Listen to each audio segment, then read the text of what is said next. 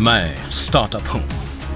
नई ऊर्जा और नए उत्साह के साथ बदलते भारत की मैं बढ़ती ताकत हूं। वो भारत जो अनंत संभावनाओं और नवाचार की भूमि है। आज भले ही मेरा नाम सभी जानते हैं, पर एक दशक पहले मुझे कोई नहीं पहचानता था। पर आज भारत की रगों में जिद है हर सपने को पूरा करने की, आसमान की बुलंदियों पर पहुंचकर सूरज को भी चुनौती देने की।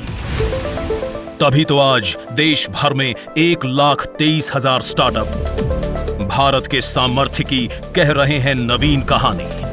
लगभग 13 लाख नौकरियों और रोजगार के द्वार भी तो खुले हैं। 670 से अधिक जिलों तक मैं पहुंच चुका हूं। युवा शक्ति, नारी शक्ति की मैं मजबूत हुंकार हूं।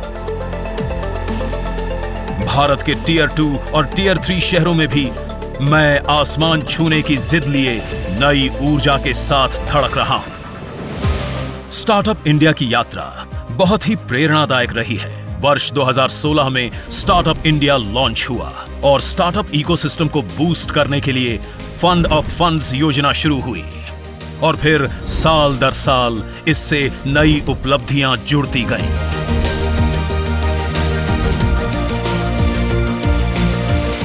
साल 2024 में डिजिटल मैप्स की शुरुआत हुई।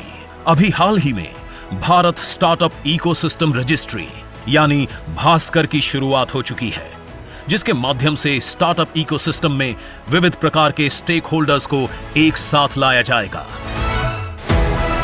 स्टार्टअप की जोश, उमंग और कुछ कर गुजरने के मजबूत संकल्प से भरी ये यात्रा अब बनी है साक्षी 3 दिनों के स्टार्टअप महाकुंभ की, जिसमें शामिल हुए हैं 2000 plus startup, 100 plus unicorn, 10 plus thematic pavilions, 1000 plus investors, 300 plus incubators and accelerators, 3,000 plus conference delegates, 10 plus country delegations और 50,000 plus business visitors।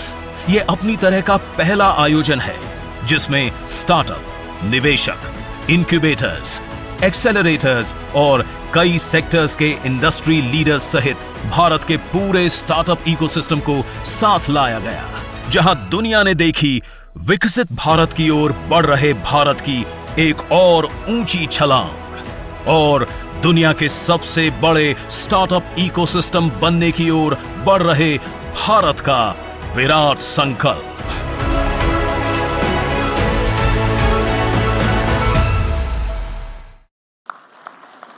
साथियों, स्टार्टअप्स को देश के डिजिटल इंडिया अभियान से जो मदद मिली है, और मैं मानता हूं कि यूनिवर्सिटीज ने इसे केस स्टडी के रूप में स्टडी करना चाहिए। वो अपने आप में एक बहुत बड़ा इंस्पिरेशन है। हमारे फिनटेक स्टार्टअप्स को यूपीआई से बहुत बड़ी मदद मिली है। भारत में ऐसे इनोवेटिव प्रोडक्ट्स और सर्विसेज तैयार हुई हैं जिससे देश के हर कोने में डिजिटल सुविधाओं का विस्तार हुआ है। और साथियों, आपको अंदाज नहीं है कि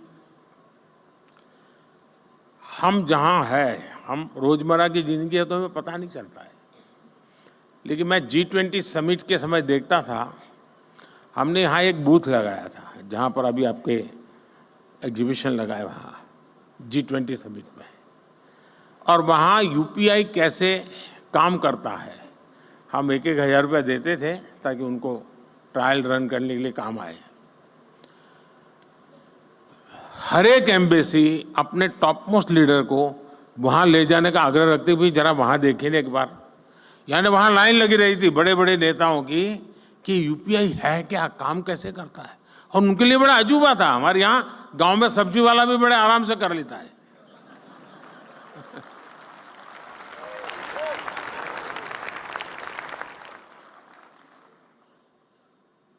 साथियों, इससे फाइनेंशियल इंक्लूजन को बल मिला है। रूरल और अर्बन डिवाइड को देश कम कर पाया है। और दुनिया में शुरू में इसकी चिंता थी। जब डिजिटल प्रोग्रेस होने लगा तो हैव्स एंड हैव नॉट्स वाली थियरी इसके साथ जुड़ गई थी। सोशल डिवाइड की बात हो रही थी। भारत ने टेक्नोलॉजी को डेमोक्रेटाइज कर दिया है और इसलिए हैव्स एंड हैव नॉट्स वाली थियरी मेरे यहाँ चल नहीं सकती है। मेरे यहाँ सबके लिए सब कुछ है। आज एग्रीकल्चर हो, एजुकेशन हो, हेल्थ हो, इनमें स्टार्टअप्स के लिए नई संभावनाएं बन रही है। मुझे इस बात की भी खुशी है कि हमारे 45% से ज्यादा स्टार्टअप्स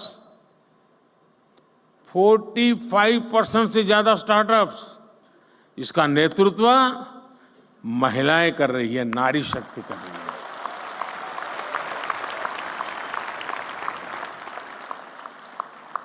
इस ताकत का कोई अंदाज नहीं लगा सकता जी। ये पूरा एडिशनल बेनिफिट है देश को। हमारी बेटियां कटिंग एज इनोवेशन से देश की समृद्धि की तरफ ले जा रही है जी। साथियों, इनोवेशन का एक कल्चर विकसित भारत के निर्माण के लिए नहीं बल्कि पूरी दुनिया के बेहतर भविष्य के लिए भी बहुत जरूरी है।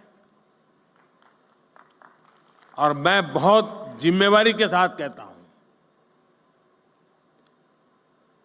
विश्व के बेहतर भविष्य की बात मैं कर रहा हूं और मेरी ताकत पर नहीं, आपके सामर्थ्य पर मेरा भरोसा है।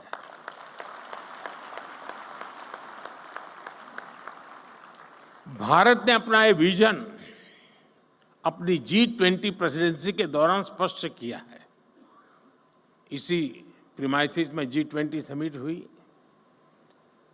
विश्व के सभी बड़े नेता कोविड के बाहर दुनिया को कहां ले जाना इसके लिए खड़े बैठे थे और इसी मंडप पे मेरा देश का यंग माइंड बैठा है जो 2047 तक जाने का रास्ता तय करने वाला है।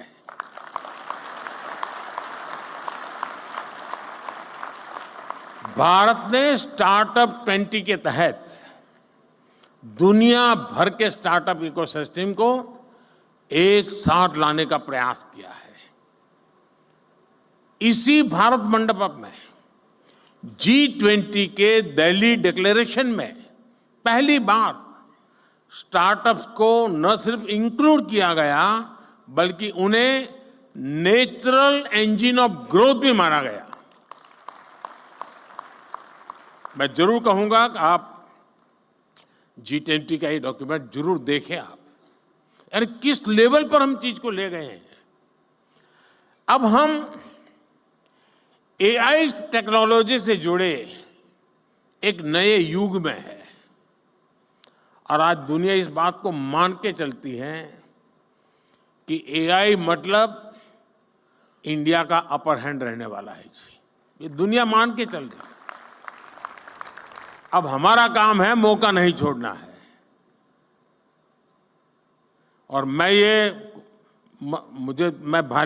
काफी मदद ले रहा हूं ये AI की आजकल, क्योंकि मुझे मालूम है मुझे इलेक्शन कैंपेन में लैंग्वेज की सीमाएं आती है तो मैं AI की मदद से तमिल में भी मेरी बात पहुंचा रहा हूं, तेलुगु में पहुंचा रहा हूं, उड़िया में पहुंचा रहा हूं।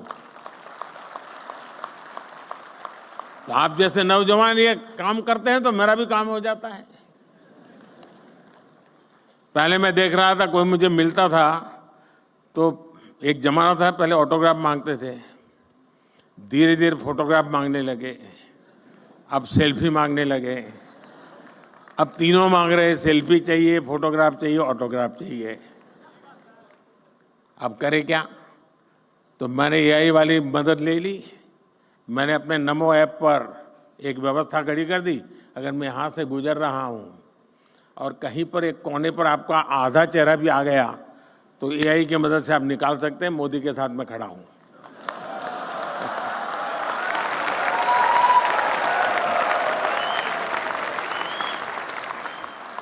आप लोग नमो ऐप पर जाएंगे तो फोटो बूथ है, वहां से आपको फोटो मिल जाएगी आपकी।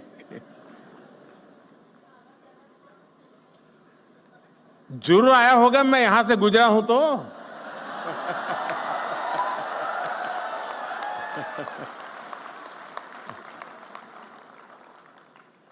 साथियों, इसलिए भारत के यंग इनोवेटर्स के लिए और ग्लोबल इन्वेस्टर्स के लिए एआई एक ऐसा क्षेत्र अनगिनत नए अवसर लेकर के आया है। National quantum mission, India AI mission और सेमीकंडक्टर मिशन, ये सारे अभियान भारत के युवाओं के लिए संभावनाओं के नए द्वार खोलेंगे। अभी कुछ महीने पहले मुझे अमेरिका की संसद को संबोधित करने के लिए उन्होंने बुलाया था, तो मैंने वहां एआई की चर्चा की। तो मैंने कहा अब एआई दुनिया का भविष्य तय करने के लिए सामर्थ्यवान बनता जा रहा है, तो जितनी वहां समझ थी उतने हिसाब से तालियां बजी।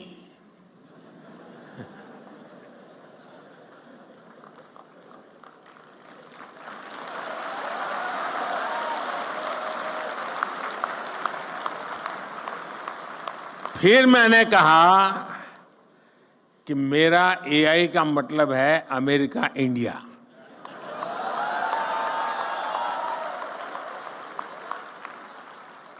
तो पूरा सभागृह खड़ा हो गया।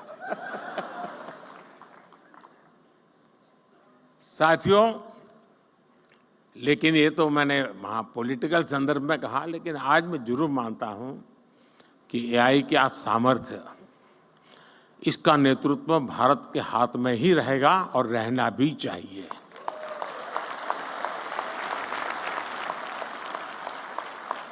Indian solutions for global applications की भावना, मुझे पक्का विश्वास है, बहुत बड़ी मदद करेगी।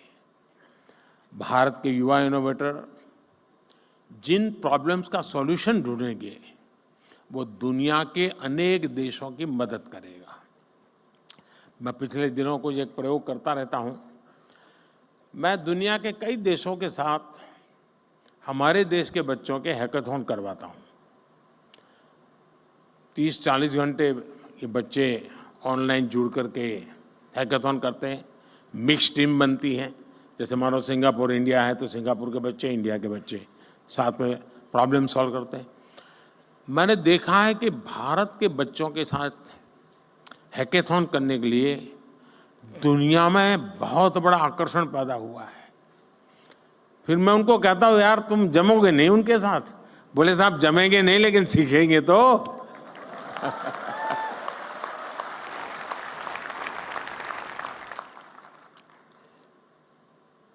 दोस्तों, भारत में जो इनोवेशन ट्राइड और टेस्टेड होगा,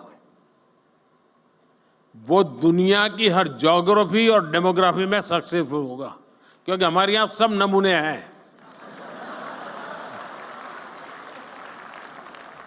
यहाँ रेगिस्तान भी मिलेगा, यहाँ बाढ़ वाला इलाके भी मिलेगा, यहाँ पर मीडियम पानी वाला भी है, यानी हर प्रकार की चीज आपको एक ही जगह पर सब मौजूद है जी। और इसलिए यहाँ जो सक्सेस हुआ वो दुनिया में कहीं पर भी सक्सेस हो सकता है। साथियों, भारत आज अगर ग्लोबल स्टार्टअप स्पेस के लिए नई उम्मीद, नई ताकत बनकर उभरा है, तो इसके पीछे एक सोचा समझा विजन रहा है। भारत ने सही समय पर सही निर्णय लिए, सही समय पर स्टार्टअप्स को लेकर काम शुरू किया। अब ये समिट तो आप लोगों ने बहुत बड़ी मात्रा में ऑर्गेनाइज की है, लेकिन जब ये शब्द भी का स्टार्टअप नहीं हुआ था, उस समय मैंने एक समिट की थी विज्ञान भवन में। बड़ी मुश्किल से आधा सभागृह भरा था, पीछे भी जैसे सरकार करती है जगह हमने भर दी थी। ये अंदर की बात है, बाहर मत बताना।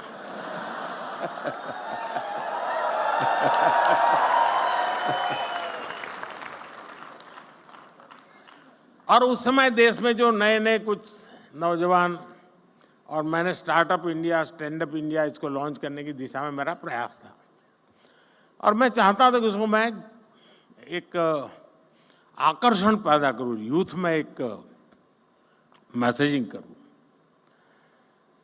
तो कुछ लोगों ने जो इनिशिएटिव लिए थे उनको खोजा देश भर में, भाई कोई कोने में कोई करता है तो जरा देखो। और मैंने 5-7 लोगों को बुलाया था कि जरा भाई आप भी वहां भाषण कीजिए, मेरी कोई सुनेगा नहीं। अब सुनते हैं। मैं उस समय बात कर रहा हूं। तो मुझे बराबर याद है, उस फंक्शन में एक बेटी ने अपना अनुभव सुनाया, शायद यहाँ बैठी भी हो, मुझे मालूम नहीं है। और उसने, वो मूल बंगाली है और माँ बाप ने काफ़ी पढ़ा लिख करके उसको तैयार किया। उसने अपना अनुभव बताया। उसने कहा, उनकी माता पिता भी पढ़े लिखे हैं। तो बोले, मैं घर गई तो मेरी माँ ने पूछा, क्या कर रहे हो बेटा, आप काफ़ी पढ़ लिख के आई थी। तो उसने कहा कि मैं स्टार्टअप शुरू करने जा रही हूँ। तो उसकी माँ ने कहा, वो बंगाली थे, सर्वनाश।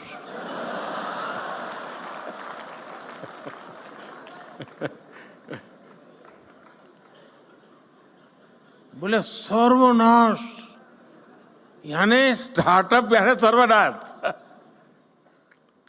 वहां से शुरू हुई यात्रा,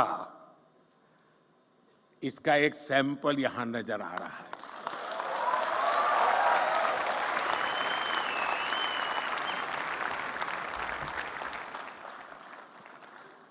देश ने स्टार्टअप इंडिया अभियान के तहत इनोवेटिव आइडियाज को एक प्लेटफॉर्म दिया, उनको फंडिंग के सोर्स से कनेक्ट किया। एजुकेशनल इंस्टीट्यूशंस में इंक्यूबेटर स्थापित करने का अभियान भी चलाया। हमने बिल्कुल उसका बाल वाटिका शुरू की, अटल टिंकरिंग लैब, जैसे एजुकेशन में सबसे शुरू होता है ना केजी का, वैसा ही हमने शुरू किया। और इससे फिर एक स्टेज आकर गया, इंक्यूबेशन सेंटर बनते गए। टियर 2, टियर 3 शहरों के नौजवानों के लिए भी अपने आइडियाज को इंक्यूबेट करने की सुविधा मिलने लगी। आज पूरा देश गर्व से कह सकता है कि हमारा स्टार्टअप इकोसिस्टम सिर्फ बड़े मेट्रो शहर तक सीमित नहीं है। और अभी छोटी सी फिल्म में भी दिखाया गया, ये देश के 600 से अधिक जिलों तक पहुंच चुका है। इसका मतलब है ये एक सामाजिक कल्चर बन गया है। और जब कोई सामाजिक कल्चर बन जाए तो फिर उसको रुकने का कोई कारण ही नहीं होता है, वो नई नई ऊंचाइयों को प्राप्त करता ही करता जाता है। भारत की स्टार्टअप क्रांति का नेतृत्व आज देश के छोटे शहरों के युवा कर रहे हैं। कुछ लोग सोचते हैं कि हमारे स्टार्टअप सिर्फ टैक्स स्पेस तक ही सीमित है, लेकिन मुझे खुशी है कि आज agriculture, textile, medicine, transport, space, even मैंने देखा योगा में स्टार्टअप शुरू हुए हैं। आयुर्वेद में स्टार्टअप शुरू हुआ है। और एक दो नहीं, मैं रुचि लेता हूं तो देखता रहता हूं, 300, 400 की संख्या में है। और हर एक में एक से बढ़कर एक न कुछ नया है जी। कभी तो मुझे भी सोचना पड़ता है कि मैं योगा कर रहा हूं वो ठीक है कि स्टार्टअप वाला कह रहा है वो योगा ठीक है।